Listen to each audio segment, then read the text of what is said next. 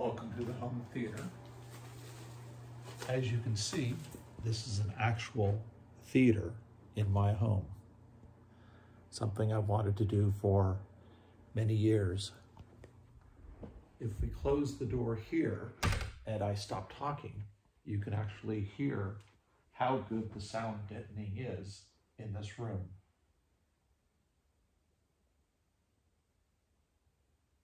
Do you hear that? No, you don't. Because this room was constructed especially to keep sounds from coming in and to a certain extent to keep sounds from going out. So in that regard, what we have here is we have the slab that the house is built upon. This slab goes all the way around the bottom floor of this two-story house. And then we have an outer wall which goes to the backyard, has no windows anywhere. It's fully enclosed. And that's to make sure that we have full control of ambient lighting. Normally when you watch TV or a movie, any video in here, what you will do is we'll turn off all of the lights, and then the brightness of the projector, which comes through a window and is located in another room, will shine very brightly. So it's very much like a theater that you can go out and see. So all of these walls and the ceiling have special deadening material in it. The ceiling is actually held by some springs which absorb a lot of the vibrations that you will get out of this room. So it dampens very highly, very much, the sound that is generated in here. And this theater can easily reproduce Dolby reference levels. That's how loud it can be. Now, again, it doesn't keep the sounds from going out, but it really does block all of the sounds that come in.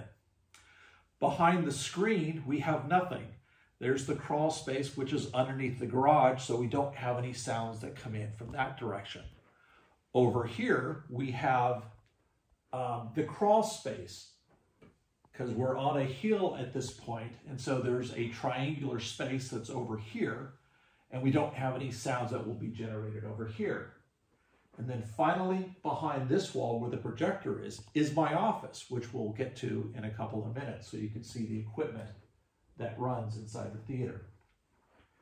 So when we're watching movies in here, outside of people running like a herd of elephants through the great room, which is above here, we don't really have any sources of noise that would get in here. So it's very, very quiet. And that was one of the major design points of putting the home theater here. I like to describe it as this entire project is I'm building a home theater and then a house to go around it. And this really was the central design criteria of the entire house. The home theater, isolation, sound deadening, and then we can put the living spaces around it. So we have 2 rows of 4 seats. They are theater seats. The front rows are all motorized because this is where the best video viewing is going to be. Here you will have a certain width of screen that gives you immersive viewing. The back row is for people who don't need the best part of the viewing experience. And so, this is enough seating for, our family and friends, the number of people that we would have in the house. The audio system in here has a Dolby Atmos DTS:X RO3D capable system with 7 channels down in the bottom space, 6 channels of spatial speakers in the ceiling, and 2 subwoofers that we see in the front. Now, originally, my plan was to build my own subwoofers, and there's a couple of them back here, but I needed a lot more power for them. than I actually wanted to spend. So what I did instead is I replaced them with some SVS subwoofers, the top of the line. And I have a pair of them because when this room was designed and it was analyzed, the company down in Carlsbad told me that in order to get the best low frequency performance in this room, I was going to have a pair of subwoofers, and they needed to be located here. Outside of the SVS subwoofers, the rest of the speakers are from Golden Ear. These are their Triton reference, the top of the line. And then we have a pair of speakers in the walls that you can't normally see. And then a pair for the surround backs. And then, as I said, the 6 identical speakers in the ceilings for that spatial audio. So you will see, as the camera goes and looks at the walls, you'll see a couple different types of materials there. As the camera goes and looks at the wall, you can't see them. The lights aren't on. There's a light here. So if you go closer and you see something like this, you'll see that these devices are used to diffuse the sound that would otherwise be reflected from this wall back over here and kind of ruin the effect. In addition to these diffusers, there are some absorptive panels here that you can see that are attached to the wall. And all of this design was done by the studio down in Carlsbad that did the analysis for the room to determine what was needed. So there's only one door. You came through it originally. And I have a magnet on there to keep it closed because there's, occasion when the air pressure has a differential from one to the other that it could actually open during a movie, but we don't expect that to happen.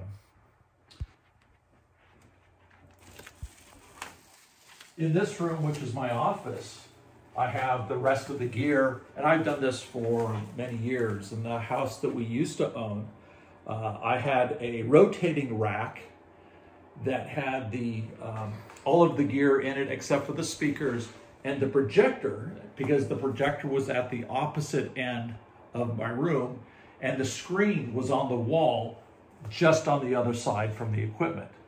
In this case, instead of running an HDMI cable a long way, the length of the room, which turned out to be just under 25 feet, the HDMI cable is really short going to this projector, which is a JVC 4K HDR projector. The equipment that we have attached currently is very minimalistic. We have the Xbox Series X, which is my main test console. Below that is the Marantz Pre-Pro. It's their high-end, top-of-the-line AV8805A. It's an 5A now because it just got the 8K upgrade on its HDMI inputs. And then we have 4 ATI amplifiers. This one has 6 channels, this one has 7 channels, and then the 2 at the bottom are 2 channels each. The one at the very bottom I was using to drive the subwoofers, but it's only 500 watts per channel, and that wasn't enough for those subs. The front channels are run by 500 watts each, and then all of the rest of the speakers, the other 13 channels, get 200 watts each. The other components in the rack are serving the rest of the house. We have some coax cable here, which is used to run the DirecTV system, which comes in to the system, goes into the Genie 2 here, goes out to a multiplexer, and then we can use the patch cables to figure out which of the TVs in the rest of the house actually get a signal.